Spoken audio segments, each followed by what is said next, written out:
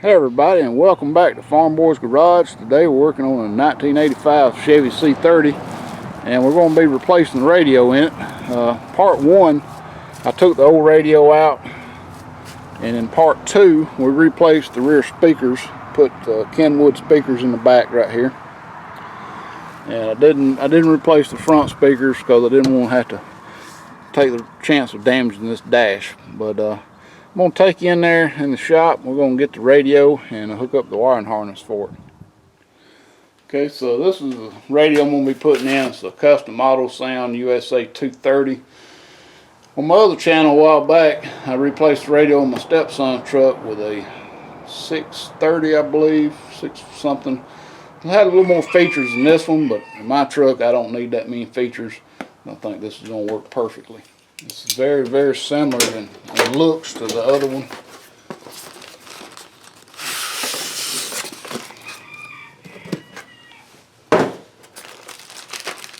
It's going to come with the knobs, the bracket, and the adapter for a RCA.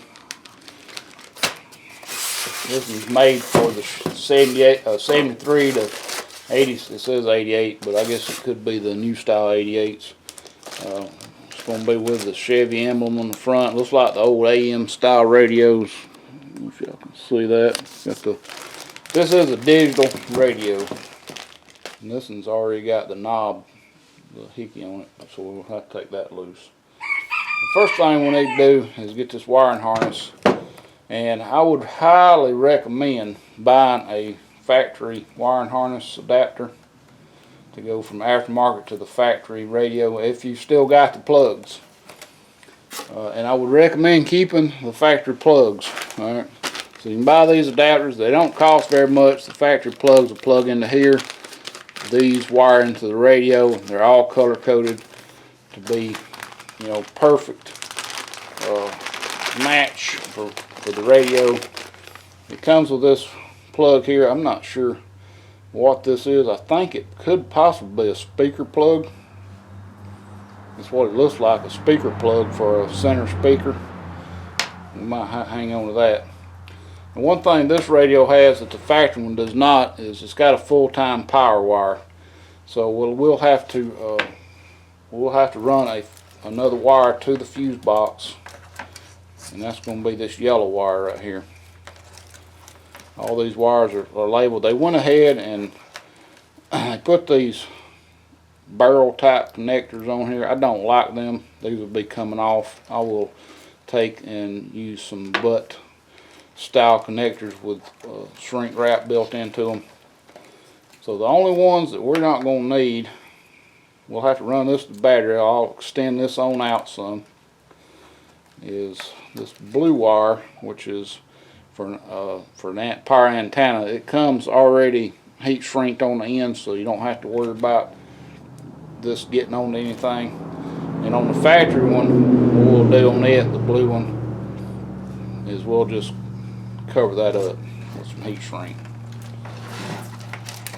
Now on the power wires, I do like to solder and heat shrink them instead of using the crimp style connectors. So that's what we'll do on these 3 and the black ground, this one. Alright, so I got them all done and all heat shrinked. One thing I forgot to mention, we need to pre-install this bracket. It goes right dead center of the back of this radio. The factory one attaches to the side, so these brackets are really easy to bend to fit, but you probably can go ahead and attach it prior to installing it. This radio also has a built-in fuse, so you don't have to have an inline fuse coming from the fuse block. Alright, so if you've watched the first part of this series where I removed the old radio, before I removed it, I took a measurement of how far out the stem stuck out. So it was 1 1/8 inches. So we also need to make sure that this is proper length here. That was about 1 inch, and we're going to come back about yay far.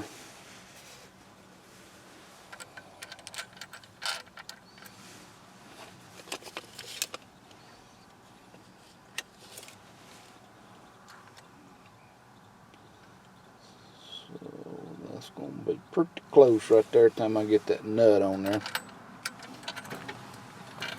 Oh, I got one little bit of wiring to deal with right here. Before I do anything, I got to fix this wiring. Alright, so I got that little issue fixed. Wasn't much to it, just somebody tied in some wires. I don't know why.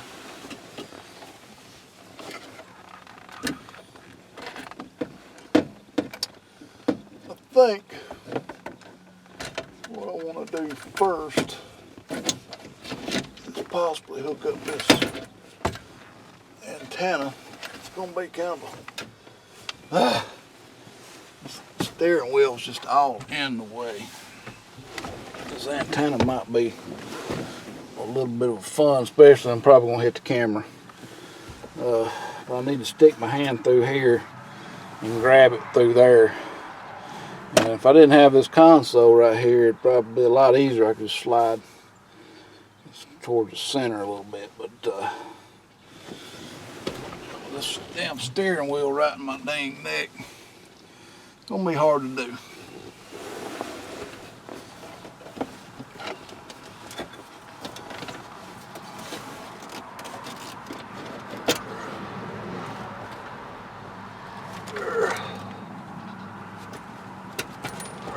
Okay. Now if I can get this thing turned right around here. Let's stick it hook. Wire out of the way.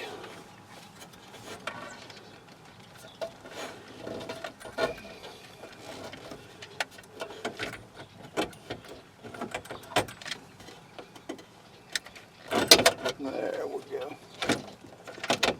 Now, get these on.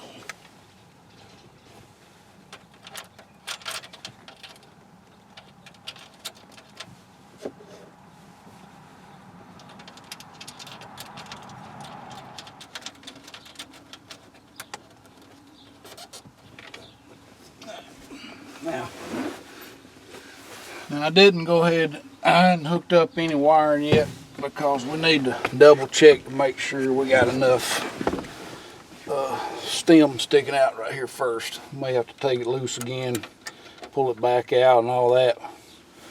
We don't really want a bunch of wiring, have to undo all that wiring time and again, so we're going to get it set first.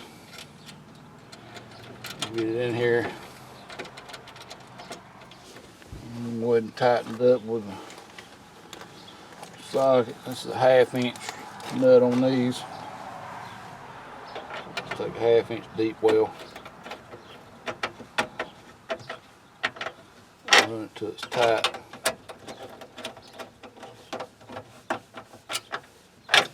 And then we'll double check and measure. We need an 1 inch and 1/8.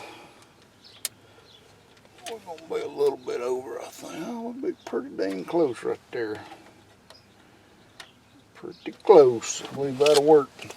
The only thing I don't know about is how well this bezel is going to work with this. We may end up having to trim the bezel some. You can see this radio, it ain't the same size opening as that hole. But anyway, I think we're ready to go ahead and try to get the wiring hooked up.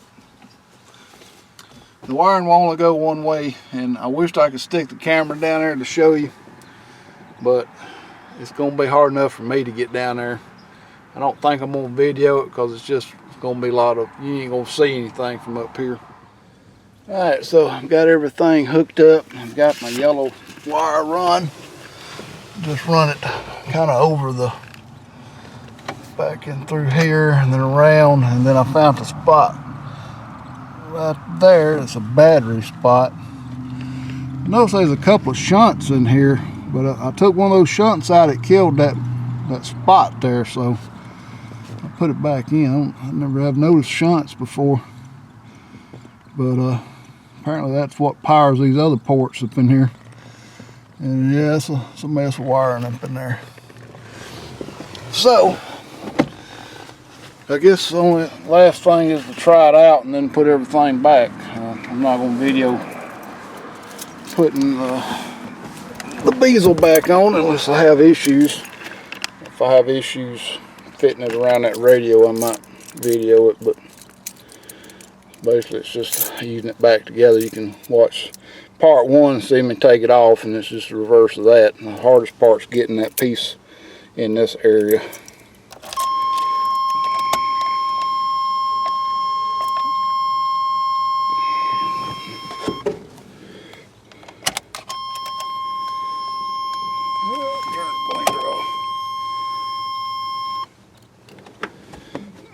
So turn it on, push it, turn it on. There you go. And tune it. Find us a station here. I know it's going to be. Visit goprn.com and look for the switch banner. Alright, so final shot. I didn't have to trim anything on the bezel. It fit perfectly. I could have run that radio in a little bit. It does have a little bit of a gap right here. The other side looks pretty good. This side kind of needs something to cover up that little hole there. The hole for the original is a little bigger than for this radio, but everything went back in pretty well. And that duct work under there, that went in real good. So overall, I'm pretty happy with that. So anyway, thanks for watching.